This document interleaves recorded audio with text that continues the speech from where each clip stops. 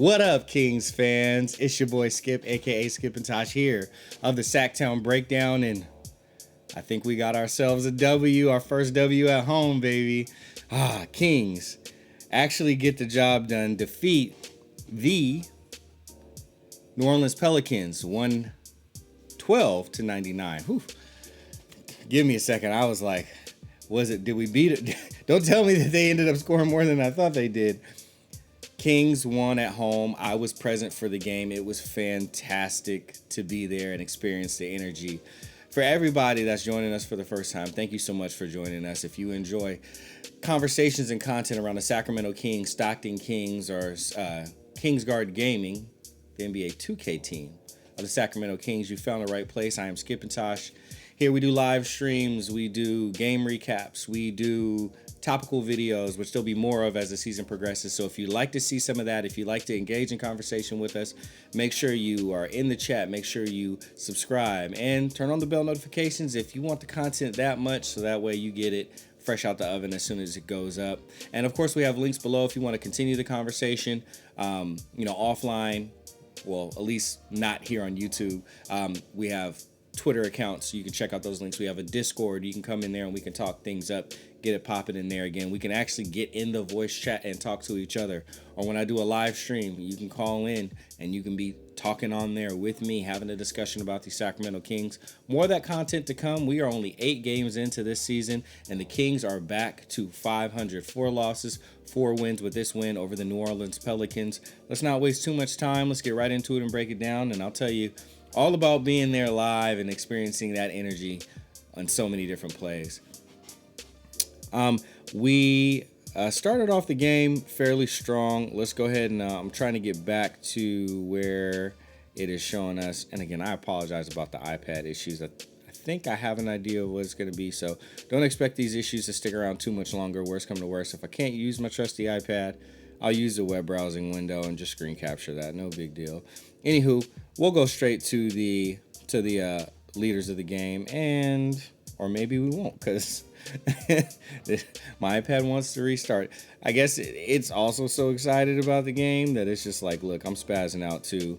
No one could be spazzing out more than the Kings fans that were inside of the Golden One Center. It was electric in there. It was nuts. Anybody that was at the game, please let me know in the comments if you were at the game. I had some very good tickets. I bought a set of $7 tickets, and it was a Pelicans game, so I got to pretty much sit where I wanted. So for $7, 20 total after tax, because me and a friend went, ended up being a heck of a deal. I told my friend that's how much I paid to get in there. He was like, I could have took the whole family. I'm like, yeah, man. Got to do it the Skip way. All right, back to it. So, and iPad, you gonna work with us this time? Come on, iPad. There we go. Devonte Graham, 16 points. Harrison Barnes, 23. Valanciunas with 11 rebounds. Harrison Barnes with 8 rebounds. Devonte Graham with 7 points. Davion Mitchell, 7 assists for Devonte Graham, 8 assists for Davion Mitchell.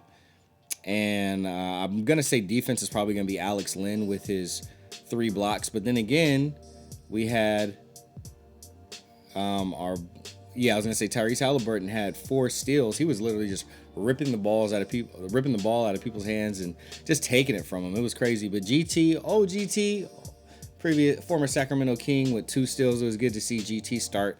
But at the same time, when I saw GT starting, I was like, this New Orleans Pelicans team, I don't know if they're gonna have what it takes to handle it tonight. Speaking of him, Devonte Graham in his 30 minutes had 16 points. He was 5 of 10 from the field, 4 of 8 from 3. We'll talk about that. 7 assists for him. Nickeil Alexander-Walker, 32 minutes, 16 points, 7 of 16 from the field, only 1 of 6 from 3. Had 4 assists. Jonas Valanciunas had more of a quiet game for Jonas. Still had a double-double, 14 points, 11 rebounds, but he was 5 of 13 from the field. Garrett Temple in his 34 minutes had 12 points. He was 1 of 5 from 3, 4 from 11 for the field, but did have 9 rebounds. Josh Hart started the game also for the New Orleans Pelicans.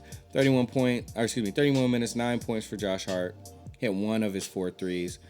Someone who was very active for them, Kira Lewis, in his 16 minutes had 14 points and was 2 of 3 from 3. I don't think this is Juan. I think this is Juancho. I think that's how you say his first name. Hernan Gomez. 8 points in his 10 minutes. I forgot Tomas Satoransky was on the Pelicans also. He was part of that sign-and-trade for Lonzo, I believe, which ended up getting Lonzo over to the Bulls. So Tomas Satoransky in his 12 minutes had 5 points. Marshall, 5.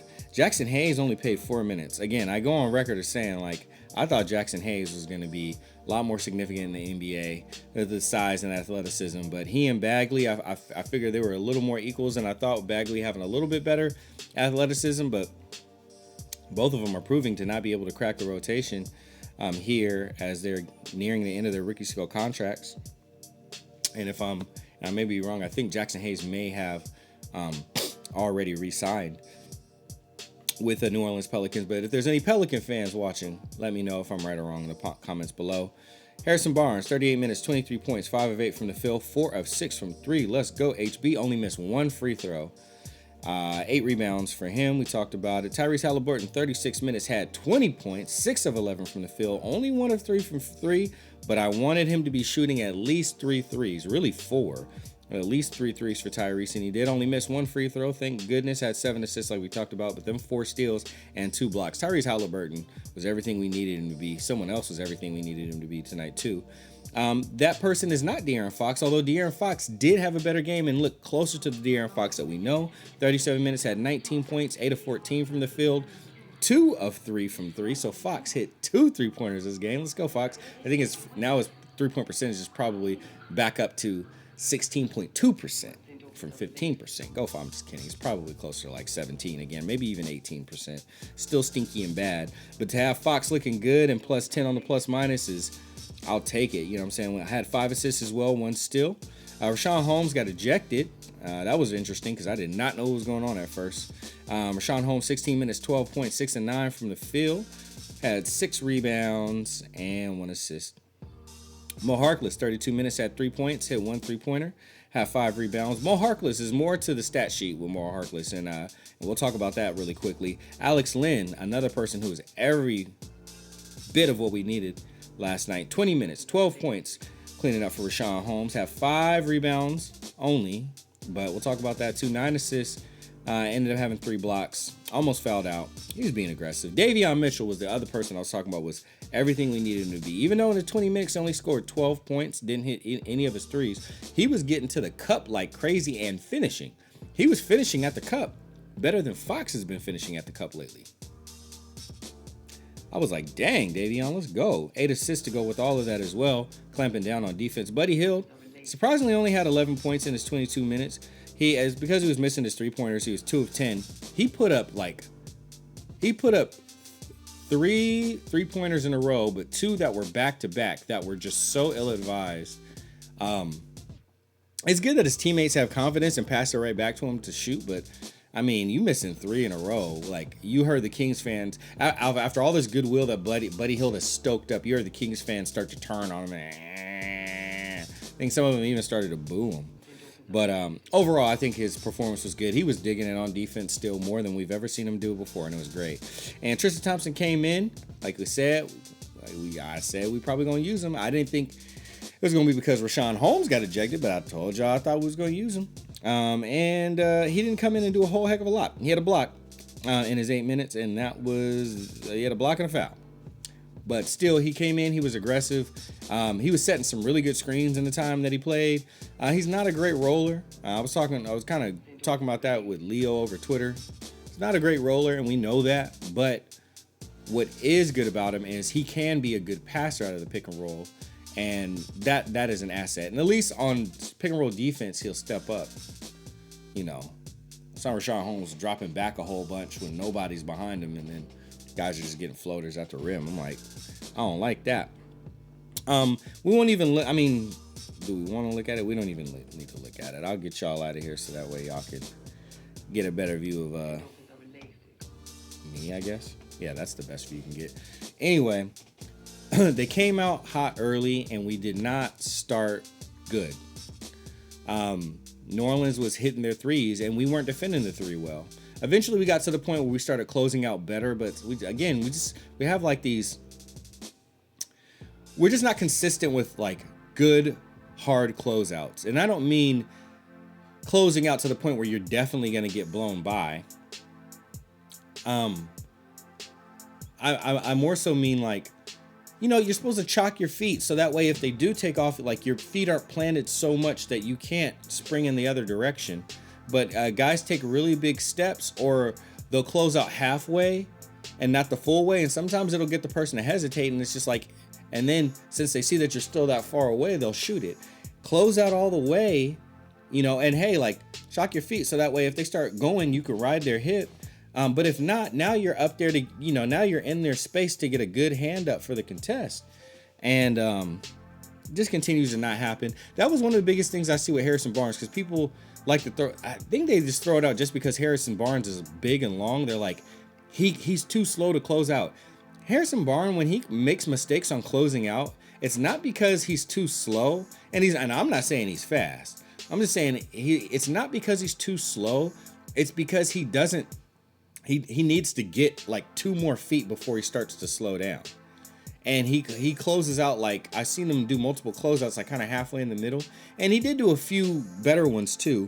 Now, of course, if the team just defended better overall, we wouldn't really have to worry about that. But that's really the only issue that I see in that particular case. Other than that, Tyrese Halliburton was electric, and especially in the fourth quarter, he went off. He started to be more aggressive, and especially with his little mid-range shot that he has now, like he's butter, because he could take it to the rim. He could hit the elbow jumper, just like Fox can knock down that elbow jumper, no problem. And Tyrese can hit his threes. And he's got the floater at the rim. So he could be like let's say a level 1, 3-level scorer. Okay, so that's confusing. Let's say a grade C 3-level scorer, where he can score at all 3 levels, but he's going to do it very efficiently. But if he could just be a little more aggressive with it when we need him to, all of those ball fakes and all of those passes are going to open up things even more. Another person that was playing very similar to that was Davion Mitchell. Davion Mitchell, with all those assists that he got, how many was it again? 8 assists. A lot of that was in the pick and roll. Davion Mitchell and Tyrese Halliburton keep the ball swinging and moving for the Sacramento Kings. And it's like the best thing that we can have like going for us if we're going to be doing this 3-guard lineup thing that we've been doing pretty reliably.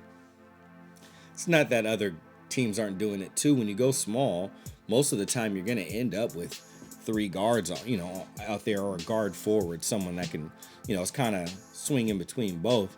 But in either case, though, they really, really helped us going. And then it kind of opened up things for Fox too. Fox continues to be aggressive, and that's what I like about it. Fox, if he has some confidence issues right now, the good news is they're not showing very much, because he still continues to shoot his threes, just less of them. Thank goodness. More catch and shoots. Matter of fact, the first one that he hit was a catch and shoot, I believe, and the second one that he hit was a pull up. But just being efficient is also basically not chucking and like really picking your shots. And Fox did a good job of that, picking the right 3-pointers to take. And don't get me wrong, Fox will get the ball moving too, but Fox is more of a get in the paint guard, whereas Tyrese and Davion, they are more like, Davion is probably the most in the middle. I say Davion is the best at balancing when to move the ball and when to attack. And he does it best after the ball moves back to him. And that's what was nice to see a few times, is that Davion initiated the offense, moved the ball, and then the ball got back to him, and he had a better shot. So I say Davion is the best balance of knowing when to be aggressive and knowing when to keep the ball movement going, basically. And then Fox is more of an attack guard. He wants to attack the paint and then see what can happen from there. And then Tyrese is more of a pass first guard. He'll get the ball and he'll be looking to make a pass, and then when he has it, first thing he's looking to do is make a pass, and then he's looking to score second. So it's nice to actually have that on the team, because Luke is seeing more and more that he can trust Davion and he can trust Tyrese. The thing that he needs, like, you can trust Tyrese. The thing that you need to trust Tyrese with is he'll be better at being aggressive. The thing that you want to be able to trust Davion with, is that he will know when to be either. And then the thing that you trust Fox with is basically continue to be our leader, continue to be out there and be aggressive, and basically just play well, continue to be the talent that you are. But since you're not selfish, just look a little bit more to playmaking, get better passes to your players. Because Fox still has a tendency, like maybe he will penetrate, but his dump off passes aren't always the best. And but I do like that what I've noticed over the last 2 games is that Fox is getting inspired by especially by Davion and very much by Tyrese, and he's trying to do pick and roll and pass it to the roller more instead of pick and roll and then get into the paint and then maybe score, maybe a floater, maybe a fallback, a fadeaway jumper, maybe an elbow jumper. He's looking to do like pocket passes and little bounce passes and stuff more, and that's really good to see. It's good to see them rub off on Fox in that way, and I want to see Fox rub off on them more, with them being more confident and attacking, them both being more aggressive, and then that's a good mixture for all 3 of them, and that is going to do our team wonders. Now New Orleans was out without Brandon Ingram, without Zion Williamson. And I feel like there was one other player that normally plays for them that they did not have. But they still came out. They still hit a lot of their threes early. When the 3 was falling, they were up and they even took the lead. When the 3 wasn't falling for them, it went down. So it was just good to see all of those things. Overall, good win for Sacramento Kings. They closed the game out properly, which I was like, oh my gosh, that is a whole nother... Like, that's what we want to see, them close out games. And granted, yeah, it was like, Fox had a possession where, you're supposed to let the clock drain. So I was like, it's good to see him use clock. But then he did a bunch of stuff and then ended up taking like a pull-up 3, like immediately after a screen, like with someone like right there to kind of contest the shot. And I was just like, you drain the clock just so you get one screen and then you shoot a pull-up 3. Like, we don't need you to, we need you to be our leader. We don't need you to be a hero. Drain some clock, move the ball around still so we get a better shot, and let's see what the best shot is that we can get. So that was disappointing. Other than that, the biggest thing that even kept it close for the New Orleans Pelicans is how bad the refs were. There was more calls that were just ridiculous, and I think Luke Walton now is a little gun shy on using his coach's challenges. Someone must have told him how, terrible he is at them, and he's probably the lowest percentage in the league of anybody that's used more than 2. So he probably was like, I'm just gonna chill off that and just keep that as a timeout in case we needed it. But there was 2 cases where he should have used it this time. One early but obvious enough that I would have been okay with him using it, and then one, I want to say in the 3rd quarter at some time, where he could have used it too and should have, but just didn't. We got the W, so it's hard to complain about it. So that's the bad thing about Luke. Again, because I'm doing this thing every episode, one good thing about Luke, one bad thing about Luke. So that was the bad thing about Luke. The good thing about Luke is, again, his playouts out of timeouts have been crispy over the last 2 games. Really, really good, really, really sharp. And we have been pretty good at executing them. We did fumble one, really badly. And another good thing about Luke, the rotations continue to be good. It's nice that Davion's playing so well that you can trust him. So Davion is kind of helping him look good in this case. But it was nice, that Alex Len came in and held up his end of the bargain and really helped us win. So I'm trying to think of one other good thing to say about Luke.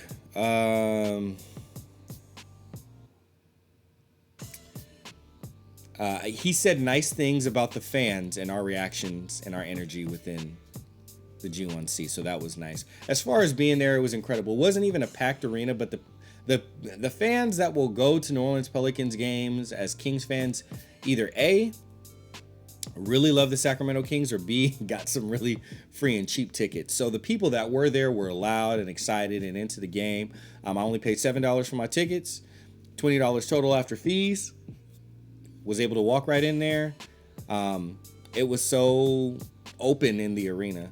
that I picked the seat that I wanted to. And then after halftime, we were like, no one's sitting in the closest seats on the second level, like where the glass is.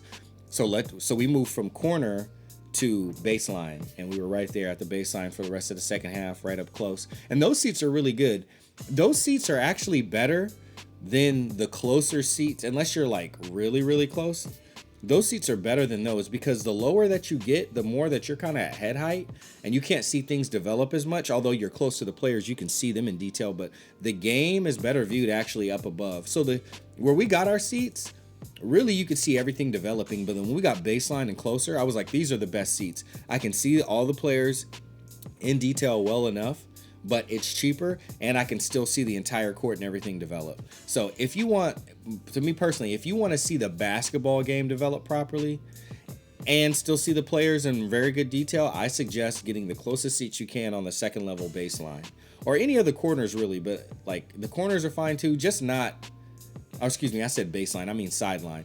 Just don't do baseline.